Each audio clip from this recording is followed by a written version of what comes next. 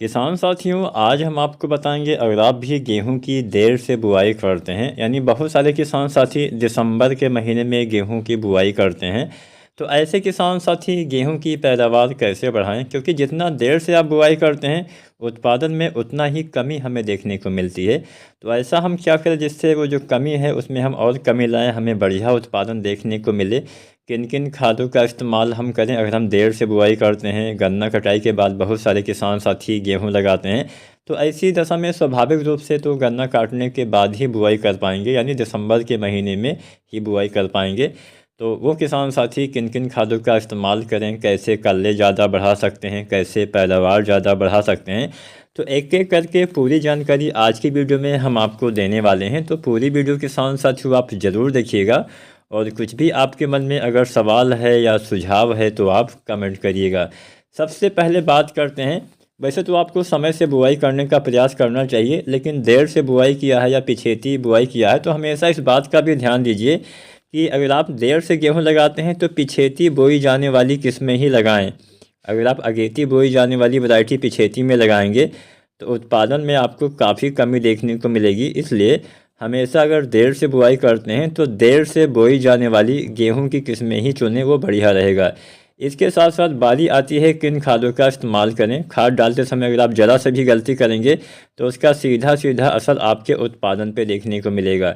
तो यहाँ पे जो बेसल डोज वाली खाद होती है, यानी जो हम पहली खाद डालते हैं बुआई के समय, सबसे पहले उसी की बात करते हैं। किसान साथियों, गेहूं की बुआई के समय बहुत सारे किसान साथी बहुत तरह की खादों का इस्तेमाल करते हैं। आज हम बहुत ही अच्छा फार्मूला आपको बताएंगे, ये फार्मूला आप अपना सकते हैं। यहाँ पे एक बात का ध्यान आप यह दीजिएगा, यहाँ पे जो हम खाद की मात्रा बताएंगे वो पर एकड़ के हिसाब से है, यानी 1 एकड़ खेत में इतनी मात्रा आपको डालनी है। तो पहली चीज़ आपको क्या लेना है, बुआई के समय ही आपको इस्तेमाल करना है सबसे पहली चीज़ डीएपी। डीएपी कितना डालना है, डीएपी की मात्रा आपको लेनी है 50 किलो। 50 किलो आपको डीएपी लेना है, 45-50 किलो आप डीएपी ले लीजिए। इसके साथ दूसरा चीज़ आपको क्या लेना है, एसएसपी, यानी सिंगल सुपर फास्फेट। अब एसएसपी हम क्यों डलवा रहे हैं, क्योंकि इसमें कैल्शियम और सल्फर भी आपके पौधे को मिल जाएगा। अलग से अगर आप यही चीज़ डालते हैं तो आपको ज़्यादा महंगा पड़ेगा, और सल्फर की भी हमारी मिट्टी में काफ़ी ज़्यादा कमी है, ये बात तो आपको पता ही होगा। तो एसएसपी भी आपको 50 किलो के आसपास यूज़ करना है। तो डीएपी 45 से 50 किलो और एसएसपी 50 किलो आपको इस्तेमाल करना है। इसके साथ तीसरा चीज़ आपको इस्तेमाल करना है यूरिया। यूरिया लगभग आपको 20-22 किलो पर एकड़ के हिसाब से इस्तेमाल करना है। और चौथी चीज़ आपको इस्तेमाल करना है पोटास। पोटास आपको कितना इस्तेमाल करना है, पोटास 25 किलो या अधिकतम 30 किलो तक आपको इस्तेमाल करना है। यहाँ पे हमने 4 खादें आपको बताई। डीएपी जिसमें आपके पौधे को नाइट्रोजन फास्फोरस की पूर्ति होगी, एसएसपी यानी सिंगल सुपर फास्फेट जिसमें फास्फोरस के साथ सल्फर और कैल्शियम भी मिल जाता है, यूरिया से नाइट्रोजन की पूर्ति होगी, पोटास से पोटास एमओपी पोटास की हमने यहाँ पे बात की है जो 60% वाला आता है, उसकी 25-30 किलो मात्रा देनी है। तो यहाँ पे आप अगर आप इन खादों का इस्तेमाल करते हैं बहुत ही ज़बरदस्त फ़ायदा मिलेगा। शुरुआत से ही पौधे की ग्रोथ अच्छी रहेगी, क्योंकि बहुत सारे तत्व तो शुरुआत में ही आपके पौधे को मिल जाएंगे, जिससे पौधे की शुरुआती विकास तेज़ी से होगा, पौधे में जड़ों का विकास तेज़ी से होगा। इन सभी खादों का इस्तेमाल बुआई के समय करने से ही ज़्यादा फ़ायदा मिलेगा। अगर आप डीएपी बाद में डालते हैं या फिर एसएसपी बाद में डालते हैं तो इसका बहुत कम प्रयोग पौधे कर पाएंगे, जिससे नुकसान ये होगा कि फास्फोरस की कमी रह जाएगी, जिससे पौधे में जड़ों का विकास नहीं हो पाएगा। जब पौधे में जड़ों का विकास नहीं हो पाएगा तो कल्ले का फुटाव कम होगा, जिससे आपके पौधे में, आपकी फसल में उत्पादन में कमी देखने को मिलेगी। तो इसके बाद की बात करते हैं, पहला पानी लगाने के आसपास हम फिर से खादों का इस्तेमाल करते हैं, लेकिन बहुत सारे किसान साथी ग्रोथ प्रमोटर का इस्तेमाल करना चाहते हैं। तो अगर आपका बजट हो तो आप डाल सकते हैं बुआई के समय से लेके 15-20 दिन तक या पहले पानी तक ग्रोथ प्रमोटर का इस्तेमाल भी आप कर सकते हैं। अगर आप सागरिका वगैरह डालते हैं तो सागरिका मेरे हिसाब से डालने का बढ़िया समय है, बुआई से 15 दिन तक आपको इस्तेमाल कर देना चाहिए।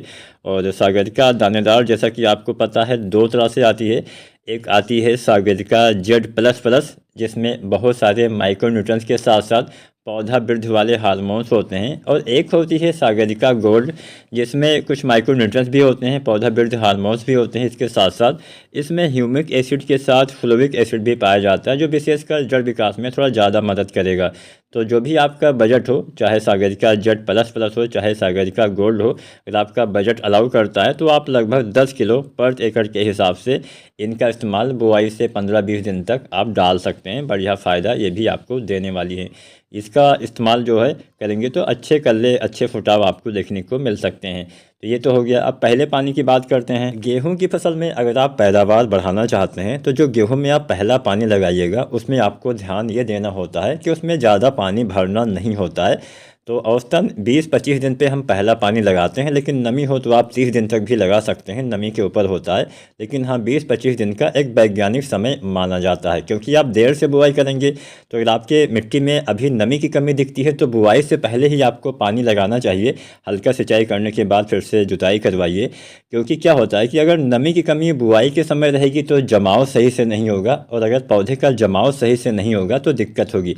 तो अगर मिट्टी में नमी की कमी आपको शुरुआत में ही दिख रही है तो पहले आप हल्का सिंचाई करके यानी पलेवा वगैरह करके उसके बाद आप गुड़ाई जुताई करवाइए, उसके बाद आप बुआई कराइए। उसके बाद 20-25 दिन के आसपास या 2-4 दिन आगे पीछे आपको पहला पानी लगाना है, लेकिन पहला पानी हल्का हल्का लगाना है।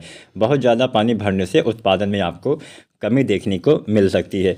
तो पहला पानी लगाने पे हम यहाँ पे 2 चीज़ों का इस्तेमाल करेंगे। एक तो हम यहाँ पे इस्तेमाल करेंगे यूरिया का। यूरिया कितना डालना है? 1 बैग यानी लगभग 45 किलो आप यूरिया लीजिए।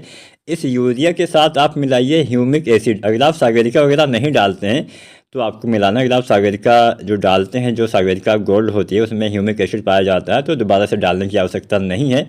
लेकिन जो किसान साथी सागरिका नहीं डालते हैं वो पहले पानी पे यूरिया के साथ ह्यूमिक एसिड का इस्तेमाल करिए। जो ह्यूमिक एसिड बहुत सारे फार्मूले में आता है। अगर आप ह्यूमिक एसिड 98% वाला इस्तेमाल करते हैं, जिसमें साथ में फ्लोविक एसिड भी होता है, तो इससे आपके पौधे में जड़ों का विकास बहुत अच्छे से होगा। जब फसल में जड़ विकास अच्छे से होगा, जड़ों का विकास के साथ साथ दूसरे कार्य भी ह्यूमिक एसिड के होते हैं। कुछ जो मिट्टी में अघुलनशील तत्व होंगे वो पौधे को दोबारा से ये उपलब्ध करवाने का काम भी करता है, जिससे फसल में हरियाली, अच्छे से कल्ले का विकास, ग्रोथ वगैरह दिखाई देती है। पौधे को जिस तत्व की आवश्यकता होती है उसको पहुंचाने का कार्य भी यहाँ पे करने वाला है।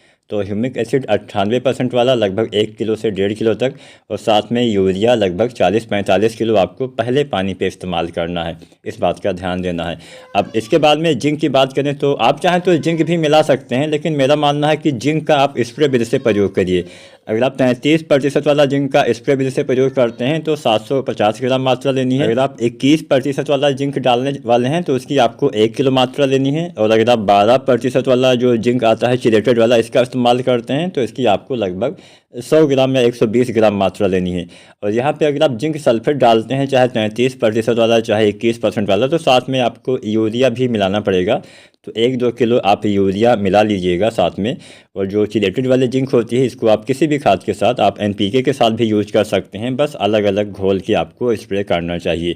तो ये तरीका भी बढ़िया रहेगा। एक तरीका मैं आपको बता देता हूँ। जब आप जिंक लीजिए तो आपको जिंक लेना, अगर आप 33% वाला लेते हैं तो 750 ग्राम यानी 750 ग्राम। अगर आप 21% वाला लेते हैं तो 1 किलो। अगर आप 12% वाला लेते हैं तो लगभग 100 ग्राम लीजिए।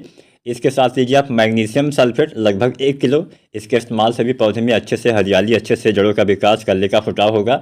और आधा किलो आपको लेना है यानी 500 ग्राम आपको लेना है फेरस सल्फेट। फेरस सल्फेट के इस्तेमाल से पौधे में क्या होता है कि ये हरापन ये बनाने में, क्लोरोफिल के निर्माण में मदद करता है, जड़ विकास में हेल्प करता है, जिससे तने के विकास में भी हेल्प करता है, जिससे पौधे जल्दी गिरते नहीं हैं और बहुत सारे कार्य करता है। तो आप फेरस सल्फेट जो है आता है, इसकी आप 500 ग्राम मात्रा लीजिए। ये 3 चीज़ें हमने बताई। आपको जिंक लेना है, मैग्नीशियम सल्फेट लेना है, और साथ में आपको लेना है फेरस सल्फेट। कोई भी आप जिंक ले सकते हैं। और साथ में आपको 1 या 2 किलो दानेदार यूरिया लेना है। ये 4 चीज़ें हो गई। इसका आपको घोल के स्प्रे विधि से प्रयोग करना है। अब इसका इस्तेमाल आप पहले पानी के बाद 30 दिन, 35 दिन या 40 दिन तक अगर आप करते हैं, बहुत ही ज़बरदस्त फ़ायदा देखने को मिलेगा। फसल की अच्छी ग्रोथ होगी, फसल में हरापन नहीं है तो हरापन आएगा, पौधे का पीलापन दूर हो जाएगा, फसल में कल्ले का विकास अच्छे से होगा। तो ये चीज़ आप डाल सकते हैं। इसके बाद बात करते हैं दूसरे पानी की। तो गेहूं की फसल में दूसरा पानी आप जब लगाएं तो दूसरा पानी लगाने के बाद हमें अंतिम यूरिया देना होता है। यूरिया हम यहाँ पे 3 बार डालेंगे। तो पहली बार हमने बुआई के समय बताई आधा बैग यूरिया डालिए, और पहले पानी पे 1 बैग यूरिया और दूसरे पानी पे भी 1 बैग यूरिया, यानी लगभग 45 किलो यूरिया आपको जब आप दूसरा सिंचाई करते हैं उसके बाद डालना है। यूरिया का अगर आप ज़्यादा लाभ लेना चाहते हैं तो हमेशा सिंचाई करने के बाद ही आप यूरिया खाद डालिएगा।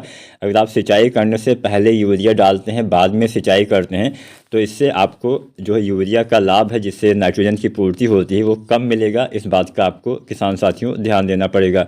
तो बस यहाँ पे हमने लगभग सारी जानकारी आपको दे दी है।